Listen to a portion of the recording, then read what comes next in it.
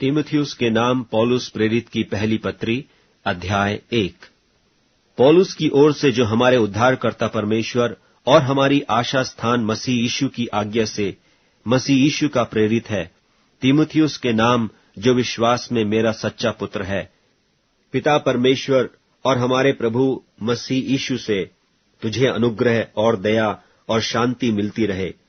जैसे मैंने मकिदुनिया को जाते समय तुझे समझाया था कि इफिसुस में रहकर कितनों को आज्ञा दे कि और प्रकार की शिक्षा न दें और उन ऐसी कहानियों और अनंत वंशावलियों पर मन न लगाएं जिनसे विवाद होते हैं, और परमेश्वर के उस प्रबंध के अनुसार नहीं जो विश्वास से संबंध रखता है। वैसे ही फिर भी कहता हूं, आज्ञा का सारांश यह है कि शुद्ध मन और अच्छे विवेक और कपट रहित विश्वास से प्रेम उत्पन्न हो। इनको छोड़कर कितने लोग फिरकर बकवाद की ओर भटक गए हैं और व्यवस्थापक तो होना चाहते हैं, पर जो बातें कहते और जिनको दृढ़ता से बोलते हैं उनको समझते भी नहीं। पर हम जानते हैं कि यदि कोई व्यवस्था को व्यवस्था की रीति पर काम में लाए तो वह भली है, यह जानकर कि व्यवस्था धर्मी जन के लिए नहीं पर अधर्मियों, निरंकुशों, भक्तिहीनों, पापियों, अपवित्रों और अशुद्धों, माँ बाप के घात करने वालों, हत्यारों, व्यभिचारियों, पुरुषगामियों, मनुष्य के बेचने वालों, झूठों और झूठी शपथ खाने वालों और इनको छोड़ खरे उपदेशक के सब विरोधियों के लिए ठहराई गई है। यही परम धन्य परमेश्वर की महिमा के उस सुसमाचार के अनुसार है जो मुझे सौंपा गया है। और मैं अपने प्रभु मसीह यीशु का, जिसने मुझे सामर्थ्य दी है, धन्यवाद करता हूं कि उसने मुझे विश्वास योग्य समझकर अपनी सेवा के लिए ठहराया। मैं तो पहले निंदा करने वाला और सताने वाला और अंधेर करने वाला था, तो भी मुझ पर दया हुई, क्योंकि मैंने अविश्वास की दशा में बिन समझे बूझे ये काम किए थे। और हमारे प्रभु का अनुग्रह उस विश्वास और प्रेम के साथ जो मसीह यीशु में है बहुतायत से हुआ। यह बात सच और हर प्रकार से मानने की योग्य है कि मसीह यीशु पापियों का उद्धार करने के लिए जगत में आया, जिनमें सबसे बड़ा मैं हूं। पर मुझ पर इसलिए दया हुई कि मुझ सबसे बड़े पापी में यीशु मसीह अपनी पूरी सहनशीलता दिखाए, कि जो लोग उस पर अनंत जीवन के लिए विश्वास करेंगे उनके लिए मैं एक आदर्श बनूं। अब सनातन राजा अर्थात अविनाशी, अनदेखे, अद्वैत परमेश्वर का आदर और महिमा युगानुयुग होती रहे। आमीन। हे पुत्र तीमुथियुस, उन भविष्यवाणियों के अनुसार जो पहले तेरे विषय में की गई थीं, मैं यह आज्ञा सौंपता हूं कि तू उनके अनुसार अच्छी लड़ाई को लड़ता रहे और विश्वास और उस अच्छे विवेक को थामे रहे, जिसे दूर करने के कारण कितनों का विश्वास रूपी जहाज डूब गया। उन्हीं में से हुमनियुस और सिकंदर हैं, जिन्हें मैंने शैतान को सौंप दिया कि वे निंदा करना न सीखें। तीमुथियुस के नाम पौलुस प्रेरित की पहली पत्री, दूसरा अध्याय। अब मैं सबसे पहले यह उपदेश देता हूं कि विनती और प्रार्थना और निवेदन और धन्यवाद सब मनुष्यों के लिए किए जाएं, राजाओं और सब ऊंचे पद वालों के निमित्त, इसलिए कि हम विश्राम और चैन के साथ सारी भक्ति और गंभीरता से जीवन बिताएं। यह हमारे उद्धारकर्ता परमेश्वर को अच्छा लगता और भाता भी है। वह यह चाहता है कि सब मनुष्यों का उद्धार हो और वे सत्य को भली भांति पहचान लें, क्योंकि परमेश्वर एक ही है और परमेश्वर और मनुष्यों के बीच में भी एक ही बिचवई है, अर्थात मसीह यीशु जो मनुष्य है, जिसने अपने आप को सबके छुटकारे के दाम में दे दिया ताकि उसकी गवाही ठीक समयों पर दी जाए। मैं सच कहता हूं, झूठ नहीं बोलता, कि मैं इसी उद्देश्य से प्रचारक और प्रेरित और अन्य जातियों के लिए विश्वास और सत्य का उपदेशक ठहराया गया।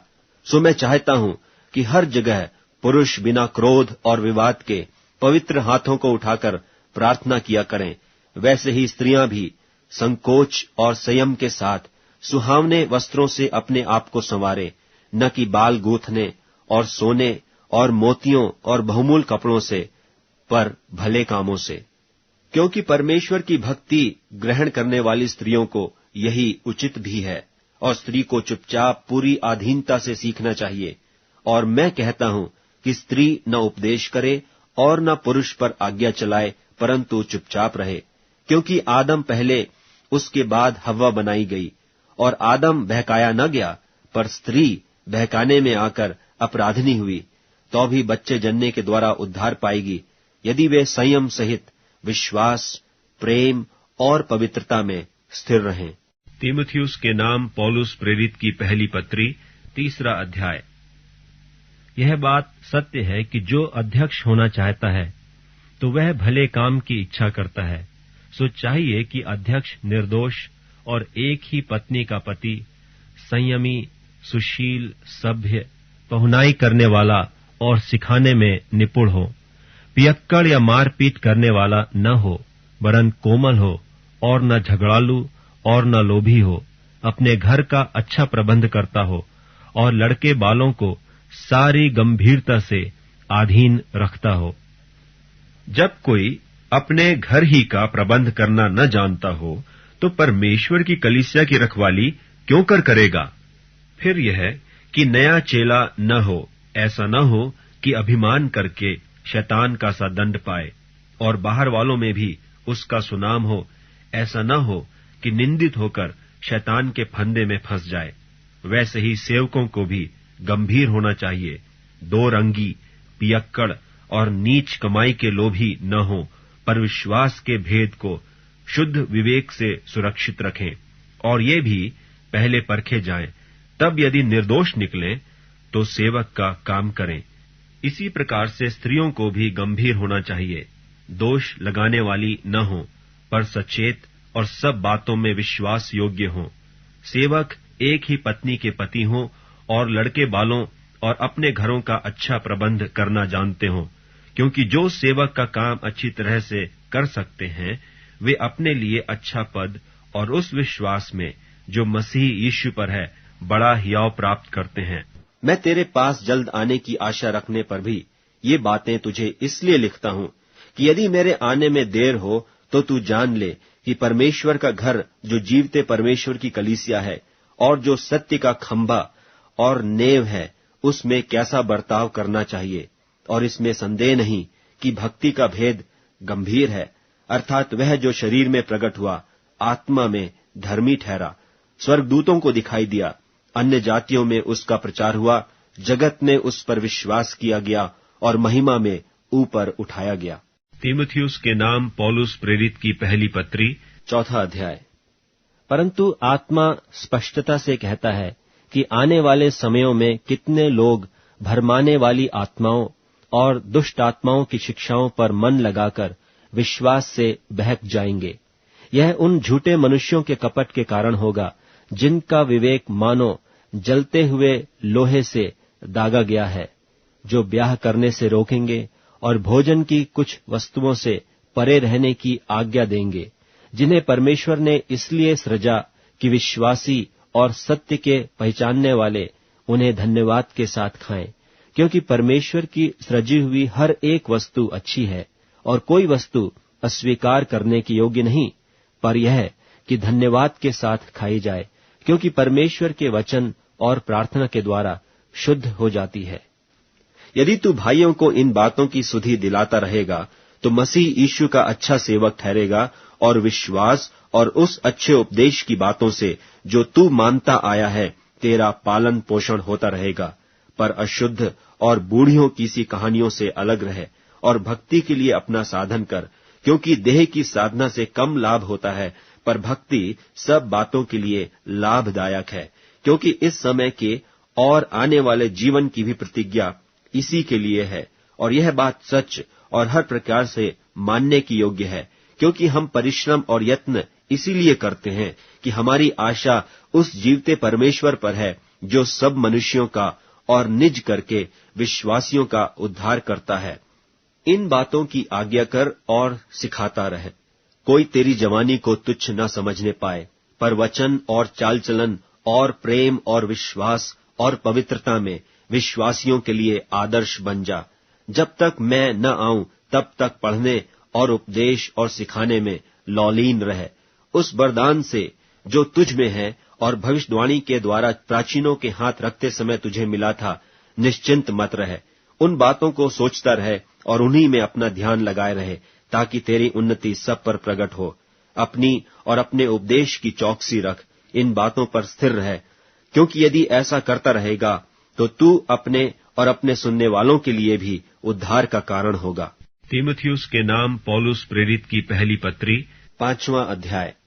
किसी बूढ़े को न डांट, पर उसे पिता जानकर समझा दे, और जवानों को भाई जानकर, बूढ़ी स्त्रियों को माता जानकर, और जवान स्त्रियों को पूरी पवित्रता से बहन जानकर समझा दे। उन विधवाओं का जो सचमुच विधवा है आदर कर, और यदि किसी विधवा के लड़के बाले या नाती पोते हों तो वे पहले अपने ही घराने के साथ भक्ति का बर्ताव करना और अपने माता पिता आदि को उनका हक देना सीखें, क्योंकि यह परमेश्वर को भाता है। जो सचमुच विधवा है और उसका कोई नहीं, वह परमेश्वर पर आशा रखती है और रात दिन विनती और प्रार्थना में लौलीन रहती है, पर जो भोग विलास में पड़ गई वह जीते जी मर गई है। इन बातों की भी आज्ञा दिया कर, ताकि वे निर्दोष रहें। पर यदि कोई अपनों की और निज करके अपने घराने की चिंता न करे, तो वह विश्वास से मुकर गया है और अविश्वासी से भी बुरा बन गया है। उसी विधवा का नाम लिखा जाए जो 60 वर्ष से कम की न हो और एक ही पति की पत्नी रही हो, और भले काम में सुनाम रही हो, जिसने बच्चों का पालन पोषण किया हो, पाहुनों की सेवा की हो, पवित्र लोगों के पांव धोए हों, दुखियों की सहायता की हो, और हर एक भले काम में मन लगाया हो। पर जवान विधवाओं के नाम न लिखना, क्योंकि जब वे मसीह का विरोध करके सुख विलास में पड़ जाती हैं तो ब्याह करना चाहती हैं और दोषी ठहरती हैं, क्योंकि उन्होंने अपने पहले विश्वास को छोड़ दिया है। और इसके साथ ही साथ वे घर घर फिरकर आलसी होना सीखती हैं, और केवल आलसी नहीं, पर बकबक करती रहती और औरों के काम में हाथ भी डालती हैं और अनुचित बातें बोलती हैं। इसलिए मैं यह चाहता हूं कि जवान विधवाएं ब्याह करें और बच्चे जनें और घर-बार संभालें, और किसी विरोधी को बदनाम करने का अवसर न दें, क्योंकि कई एक तो बहक कर शैतान के पीछे हो चुकी हैं।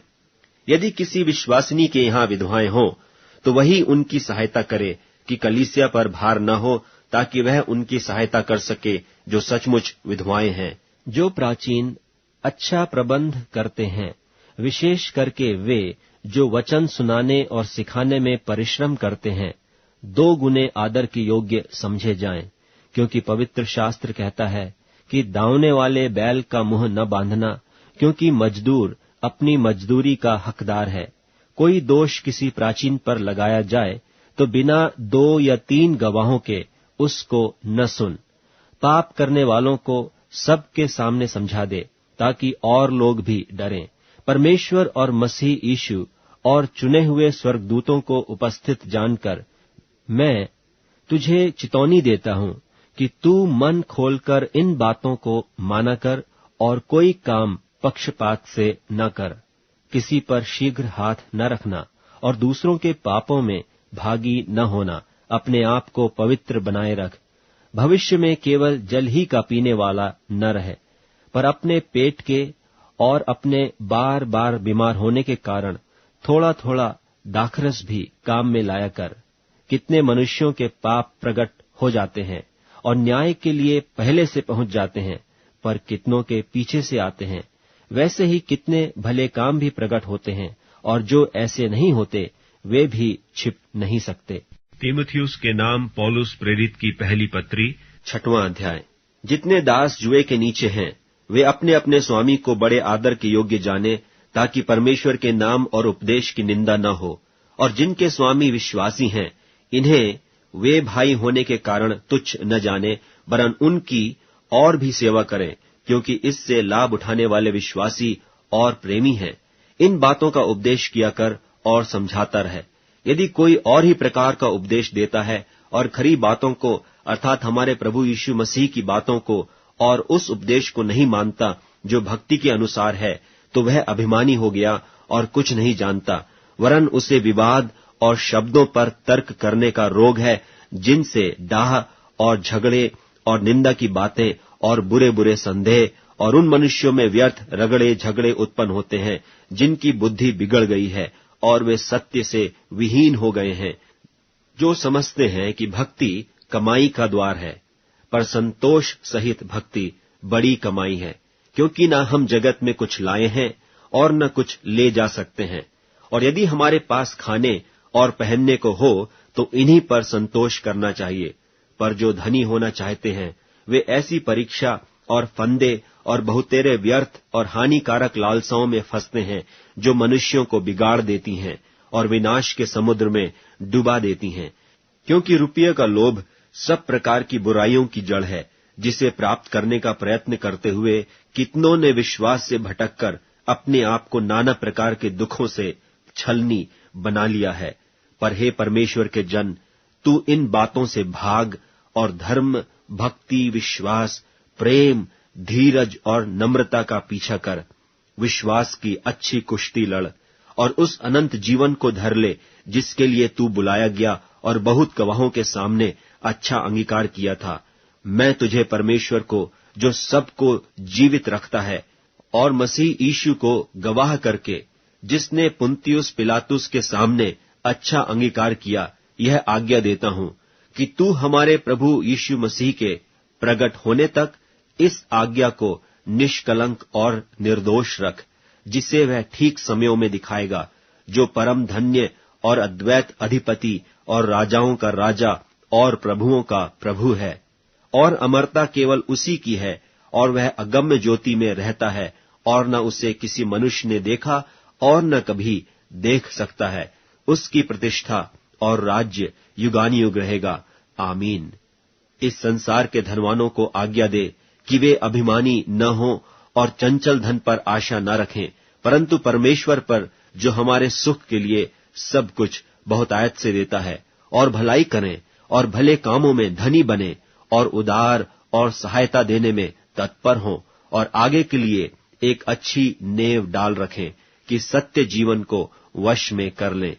हे तिमुथियुस, इस थाती की रखवाली कर, और जिस ज्ञान को ज्ञान कहना ही भूल है, उसके अशुद्ध बकवाद और विरोध की बातों से परे रहे। कितने इस ज्ञान का अंगीकार करके विश्वास से भटक गए हैं। तुम पर अनुग्रह होता रहे।